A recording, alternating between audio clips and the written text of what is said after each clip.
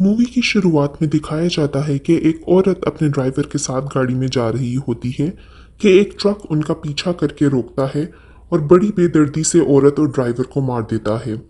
मरने के बाद कातिल दोनों की लाशों को एक पुरानी फैक्ट्री नुमा जगह पे ले जाता है, जहां उनको दफना के उन पे तेजाब डाल रहा होता है कि उसके अपने हाथ भी जल जाते हैं। 5 साल का अरसा गुजरने के बाद दिखाया जाता है कि special investigation officer Jatin Yadav अपने कुलीग की शादी अटेंड कर कर वापस घर आता है।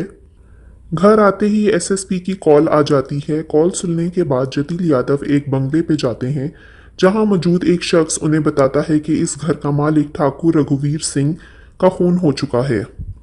कपिल यादव डेड बॉडी देखने के लिए जा रहा होता है कि सीढ़ी चढ़ते हुए उसके पाँव में कांच लगता है। उतने में एक औरत प्रमिला और एक लड़की वसुधा अंदर से निकलते हैं, जो मरने वाली की भाभी और भतीजी हैं। प्रमिला उस घर की काम वाली बच्ची चुन्नी को आवाज देती है कि वो कान साफ करे। जतिन यादव को अंदर लाने वाला शख्स रमेश बताता है कि यहाँ लालटेन टूटी है और ये उसका कांच है। वो शख्स अपना तारुफ करवाता है कि वो मरने वाली की पहली बीवी का भाई है और यहाँ उसके बेटे करण को अपने बाप की दूसरी शादी में शिरकत के लिए हॉस्टल से लेकर आया है। मरने वाली की एक बेहता बेटी करोना भी दिखाई जाती है। जतिन यादव लाश का मुआयना करता है, जिसकी बुरी तरह से शक्ल बिगड़ी होती है। लाश के पास जतिन यादव को एक मोती मिलता है और पूछने पे उसे पता चलता है कि लाश को सबसे पहले मरने वाले के भतीजे विक्रम ने देखा था। जतिन यादव विक्रम से पूछता है तो वो बताता है कि वो 9 साढ़े 9 के करीब अपनी मंगेतर को घर छोड़ने गया था, जो कि वहां के एमएलए मुन्ना राजा की बेटी है, और 11 सवा 11 के दरमियान वो वापस आकर अपनी फैमिली को मंदिर लेके गया था। मंदिर से वो 12:30 के करीब घर वापस आया और तब विक्रम ने अपने चचा को मरा हुआ देखा। और वो जतिन यादव को ये भी बताता है कि करीबन 11:30 के करीब उसके चचा ने उसके नंबर पे उसे कॉल किया था। जतिन यादव को उसकी बात पे कुछ शक होता है और वो उसे कहता है कि उसकी मंगेतर का घर तो सिर्फ 10 मिनट की ड्राइव पर है, फिर उसे वापस आने में इतना टाइम क्यों लगा। जिसपे विक्रम उसे बताता है कि आजकल शादियों का सीजन होने की वजह से रास्ते में बारात गुजर रही होती है और रास्ते ब्लॉक हो जाते हैं। लाश के पास जतिन यादव को मर्डर वेपन यानी कि एक बंदूक मिलती है। रमेश उसे बंदूक की जगह दिखाता है, जो कि रघुवीर सिंह के स्टडी रूम है। जतिन यादव वहां का मुआयना करता है और उसे पता चलता है कि बंदूक एक शीशे के केस में रखी गई थी, जिसको पेपर वेट से तोड़कर बंदूक अंदर से निकाली गई है। जतिन यादव को घर की ऊपरी ओर जाने वाली दूसरी सीढ़ी भी मिलती है, जो घर की पिछली तरफ से जाती है। जतिन यादव उस सीढ़ी से ऊपर जाता है तो उसे रघुवीर सिंह की नई दुल्हन का कमरा वहां से दिखाई देता है। जतिन उसकी दुल्हन से पूछताछ करता है और उसे पूछता है कि वो कहाँ की रहने वाली है। उसकी दुल्हन राधा की बजाय चुन्नी जतिन यादव को बताती है कि उसकी नई मालिकन अनाथ है और वो 5 साल से यहीं रह रही है। इतने में दिखाया जाता है कि प्रमिला और वसुधा छुपकर जतिन यादव और राधा के दरमियान होने वाली गुफ्तगू सुनना चाह रहे होते हैं। राधा जतिन को वहां से जाने को कहती है और उसको कहती है कि वो उसे कुछ भी नहीं बता सकती। इतने में जतिन को बाहर से शोर सुनाई देता है और बाहर देखने पर उसे मालूम पड़ता है कि करोना का पति रवि हंगामा कर रहा होता है। रवि इस शोर शराबे के दरमियान चीख रहा होता है कि राधा, जो कि रघुवीर की रखील थी, उसे इस घर से अब बाहर निकाला जाए, क्योंकि रघुवीर की जायदाद पर सिर्फ और सिर्फ रवि का हक है। और वो ये भी कहता है कि राधा ने जानकर रघुवीर का कत्ल किया है ताकि वो ये दौलत हथिया सके, मगर रवि इस दौलत को अपने हाथ से नहीं जाने देगा, क्योंकि रघुवीर का बेटा करण तो एक ड्रग एडिक्ट है और बाकी बचता है सिर्फ रवि, जो कि इस जायदाद का अब इकलौता वारिस है। जतिन यादव रवि को खामोश करवाने के बाद वहां से डेड बॉडी को पोस्टमार्टम के लिए लेकर जा रहा होता है कि चुन्नी उसके पास एक चिट लेकर आती है।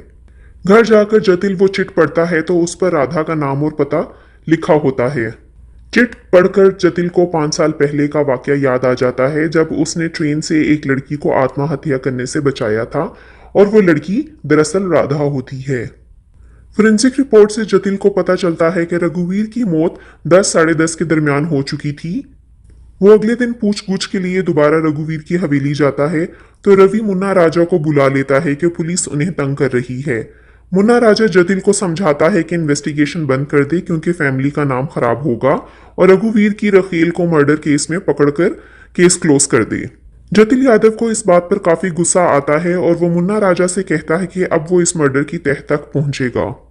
इन्वेस्टिगेशन के दौरान जतिन को रघुवीर के कमरे से इरोटिक मैगजीन्स और लड़कियों के बॉडी पार्ट्स की तस्वीर मिलती हैं और उनके घर में उसे एक बूढ़ी औरत भी दिखाई देती है जो कि चुन्नी की दादी है और उस हवेली की साबका मुलाजमा होती है।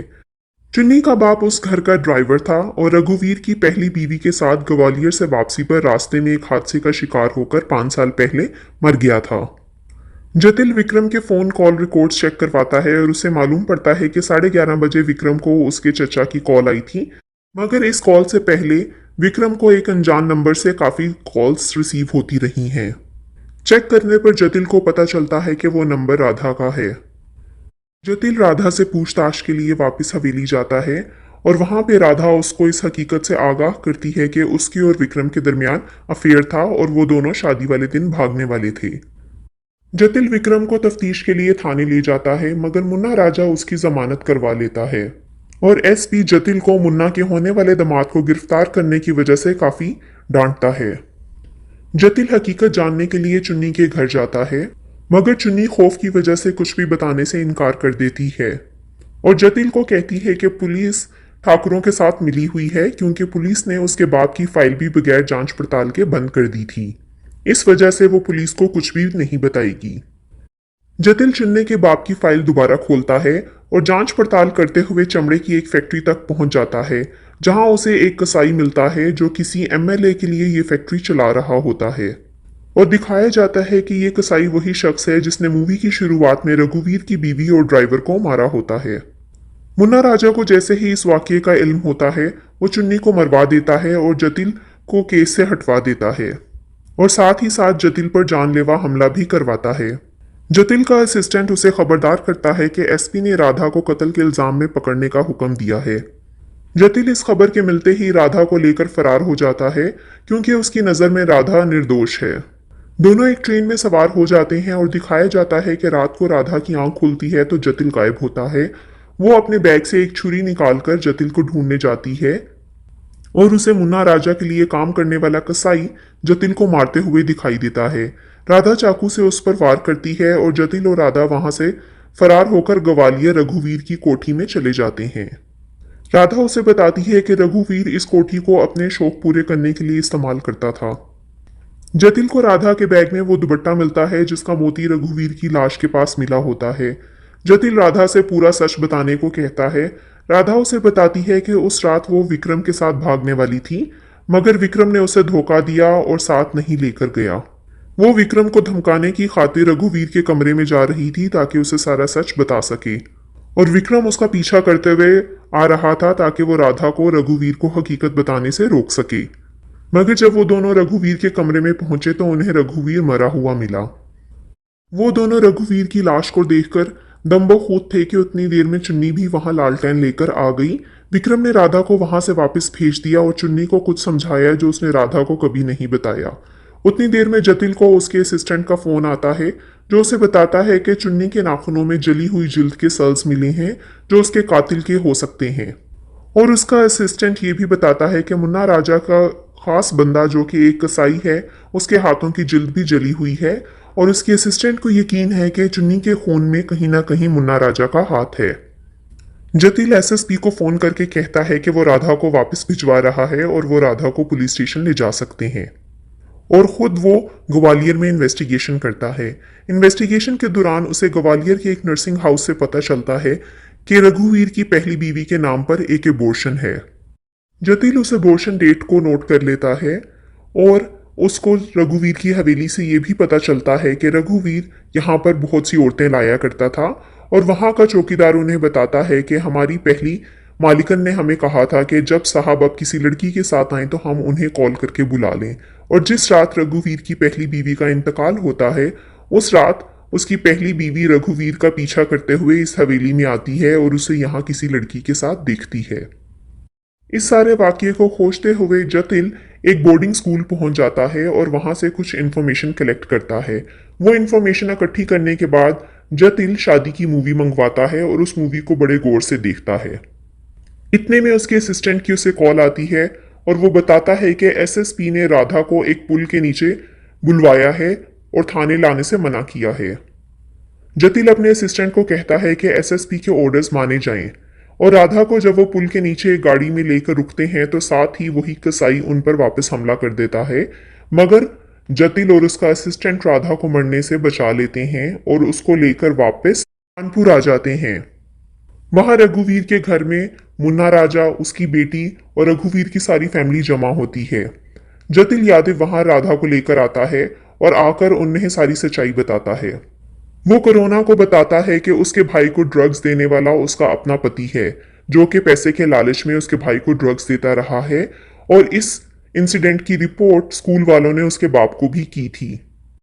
मुन्ना राजा को लगता है कि रवि ने रघुवीर का कत्ल किया है, मगर जतिल कहता है कि रवि ने उसका कत्ल नहीं किया बल्कि कत्ल किसी और शख्स ने किया है, और मुन्ना राजा अच्छी तरह जानता है कि ये कत्ल करने वाला कौन है। वहां से मुन्ना राजा को काफी गुस्सा आता है और वो जतिल से कहता है कि इस घर से निकल जाए, मगर विक्रम जतिल को सारा सच बताने को कहता है। जतिल सबको बताता है कि रघुवीर अपनी भतीजी वसुधा के साथ ज्यादती करता रहा था, जबकि वो 18 साल से कम थी। जैसे ही रघुवीर की पहली बीवी को इस वाकये का इल्म हुआ, उसने फोन करके वसुधा की मां प्रमिला यानी कि अपनी भाभी को सारी हकीकत से आगाह किया।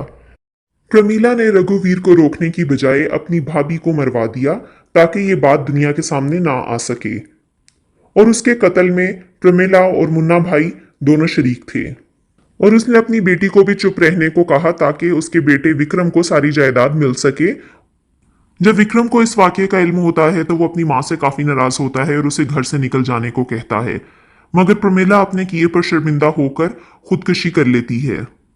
उसके मरने के बाद वसुधा जतिल को सारी सच्चाई बताती है और वो उसे बताती है कि वो कभी भी ऐसा नहीं करना चाहती थी, और उसके चाचा ने जब उसके साथ ज्यादती की थी तो वो प्रेग्नेंट हो गई थी, जिसकी वजह से स्कूल से उसको एक्सपेल कर दिया गया था, और स्कूल वालों ने उसके लोकल गार्डियन यानी कि उसके चचा को इन्फॉर्म किया।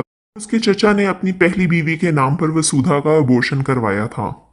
शादी वाली रात वसुधा अपने चचा से काफी अरसे बाद मिली थी और उसे अपने चचा पर काफी गुस्सा था, और वो यही गुस्सा निकालने अपने चचा के कमरे पे गई थी, जहां शर्मिंदा होने के बजाय उसके चचा ने मजीद उसी की ही बेइज्जती की कि वो एक खराब लड़की है। इस बात से तैश में आकर वसुधा ने अपने चचा का कत्ल कर दिया।